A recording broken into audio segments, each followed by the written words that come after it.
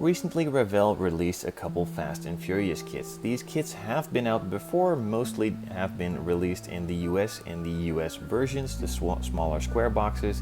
The kits are pretty much the same, maybe some sprue colors and decals have changed, but overall they should be pretty similar. Now, some of these kits have been going for crazy prices as they have been harder and harder to get, so it's really good to see that these kits are back on the market and available for fair prices again. So they asked me to just unbox these and eventually do builds on them too. For now, I'm just going to go through all of the boxes in separate videos and show you guys what these kits are about and get you excited to build your own. So let's have a look inside of the kit. The first of these new kits that I will be unboxing is the Eclipse from Brian from the first Fast and Furious movie. So let's see what's inside.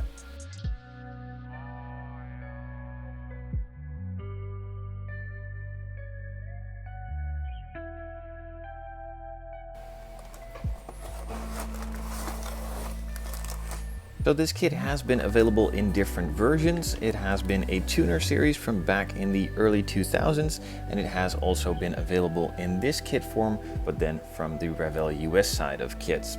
It's pretty much the same kit, just molded in a couple different colors, and again, probably a different decal sheet, but I'm just gonna go over this and see what's inside.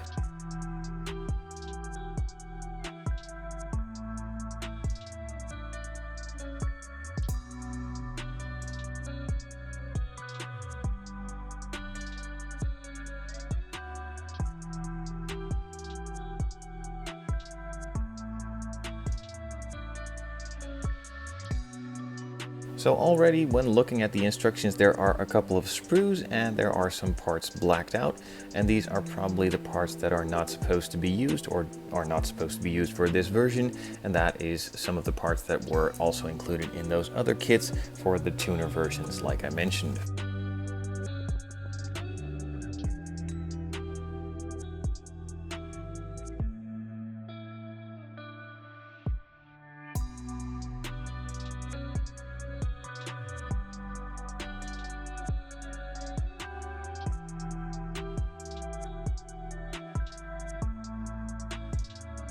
So when looking through the instructions, I can already see that a lot of these parts are actually color coded, and I haven't really looked at the reference material yet, but just from remembering and recollection from the movies back in the day, I do believe that a lot of these parts are supposed to be blue, so they did seem to have a lot of attention to detail for the instructions and the way that these parts need to be painted.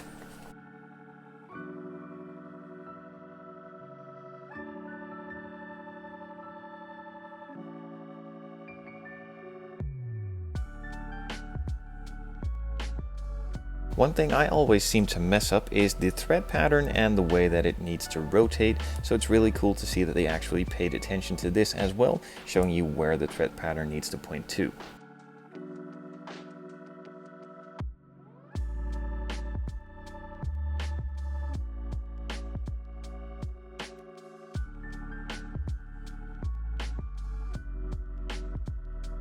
Then there are two bags with parts. Well, they are stitched together, so there's one bag of parts, one with the body parts and one with the rest of the parts. So let's take these out of the plastic and see what's inside.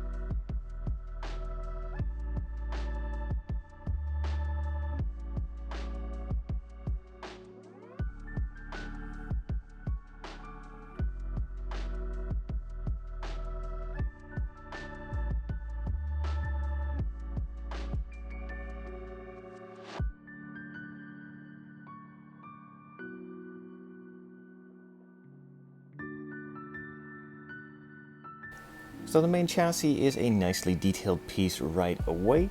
It has a couple of the nice details here in the back, even some of the lines for the brakes and other systems all around, and it just generally looks really good. It does have some stamping in here for the Fast and the Furious and the Universal Studios licensing. You might want to sand that out or just leave it in. I personally don't really mind, as it of course has to do with this kit and is inevitable that it is from Universal and the Fast and the Furious series. So the first sprue has a lot of the chassis components and also a couple pieces for the interior, like the dashboard, the steering wheel, the shift knob, also the steering column and some other parts all around, even some of the engine bay pieces. All of them have been really nicely detailed. A lot of bolts and general detail has been captured at the top surface, so that is really good to see. Now on this part, this is the firewall. There again are a lot of pieces molded in, making it a really detailed piece, but those all will need to be hand painted to capture the maximum amount of detail in this part. The steering wheel, just like all the other parts, has a lot of details molded in and again is super nicely done. Same for the dashboard of course and the other components. It does have a bit of a mold line on the top here which does need to be sanded out, but no big deal. Another mixed sprue with a couple of interior components, also a lot of engine parts and the main drivetrain parts, along with an exhaust. All of them are nicely detailed again. They do have a bit of flashing and a bit of bigger mold line all around. These kits have been produced for a couple years, so the molds are probably a bit older, so that is to be expected. And with this one you also get an engine, and a nicely detailed one at that. It is made out of multiple different components and all of them seem to have different details really nicely done into them.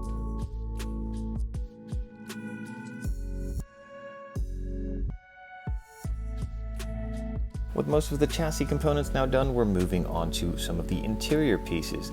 These of course are the recognizable seats from the movie car. They might need to be slightly adjusted to fully replicate those ones, but it's good to see that the general shape is already really nicely there.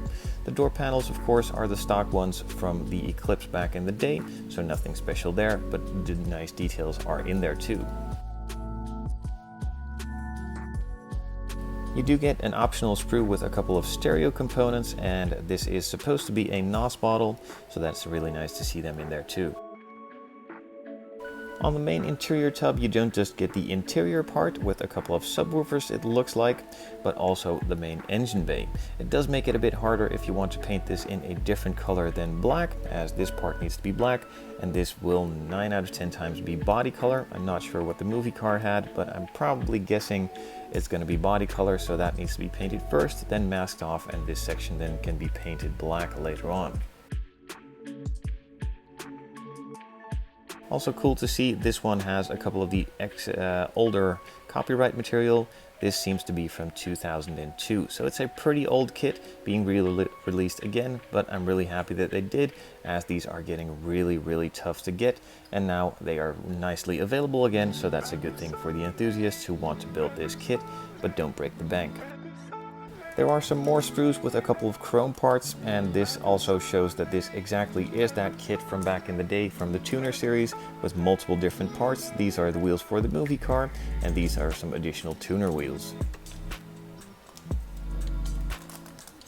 Some more chrome parts with a couple more engine pieces, like the intake, even the turbo, and even the big spoiler here for the rear, and some parts for the headlight buckets too.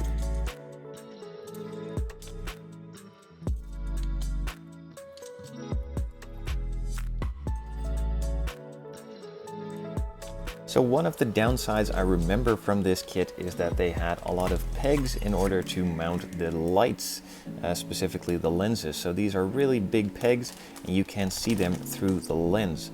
So if you want to remove that, you just need to cut them off, sand them smooth, and probably polish the glass. This is for all the clear parts around, except for the main clear part with the windows, but all the other smaller pieces do have these, so if you want to remove those, beware that that does take a bit of work, but it's well worth the effort, and I think I'm going to try and remove those to clean it up and make it look a lot better. For the taillights, you also get an optional extra set of lenses with a different style. These look a bit more like the Supra. So not only does it have a sprue with clear parts for all the lights and the lenses, the main clear part is molded in here as well. It does have a really clear outline on the edge of where it needs to be painted black and masked off, so that is really good to see in there as well. The headliner is molded into one piece, so that makes it a lot cleaner of an install and probably really easy to glue in place and also have this painted nicely. So for the body kit, if you wanted to have a couple spare parts, then this is a nice kit to have. It comes with multiple hoods, multiple bumpers, even more wheel sets, and some parts for the interior and exterior too. It does come with a clear hood. I think this is the one we need to use, but then just paint it black and add carbon fiber decals to them.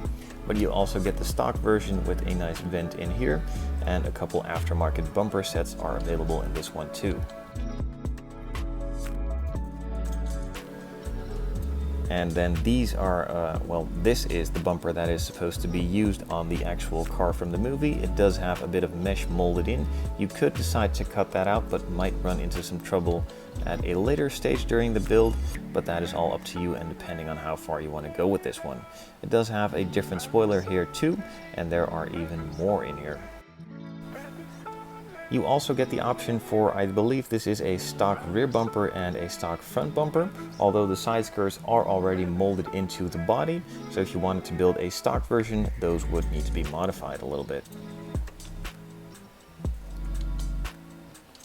And then finally, to finish it off, this of course is the main piece we are all looking for, the exterior. It's molded just like all of the bumpers in a nice green to match the movie car, and therefore it could be built straight out of the box, no paint, so it's a really easy kit for younger builders to get into without hassling with a lot of paint and just building it and having fun with it. So it's already painted or pre-colored at least. Now I'm of course not going to leave it colored like this. I'm going to prep, prime, and paint it in the actual color for the movie car, add the decals and give it a nice glossy clear coat, but you will all see that during the build at a later stage, probably this year. With this being a fast and furious car, it does need to have some graphics on the side, specifically the recognizable blue ones for on the side, the carbon fiber hood, the nice silver logo on there, and even some pieces for on the roof. Now that's not the only thing they added, a lot of pieces for detail all around, like on the rear spoiler, the speakers. I think this is supposed to be the gas cap that might need to be modified a little bit to look a bit more 3D, but we're going to have to look into that even more. Some of the logos for on the sides and various other details and decals for all around are included and are very high quality. So as I've shown in the instructions, there of course also are some tires in this one as well. The wheels need to be mounted with a couple of rods, so they do spin really easily, but the front wheels won't turn. The thread pattern on the tires is nicely detailed as well. The sidewall is a bit thin, so I'm not really sure if these are the right size of wheels and tires to be used. Maybe we need to source some aftermarket ones to look a bit better. If you know how to design wheels and tires, I can probably print them out, so feel free to hit me up in the comment section down below if you know of a set of wheels that are a bit better of a size suitable for this build, and of course are replicating the original movie wheels. Please let me know down in the comments below. I think a lot of us would have fun updating this one a bit and making it look a bit better than just straight out of the box.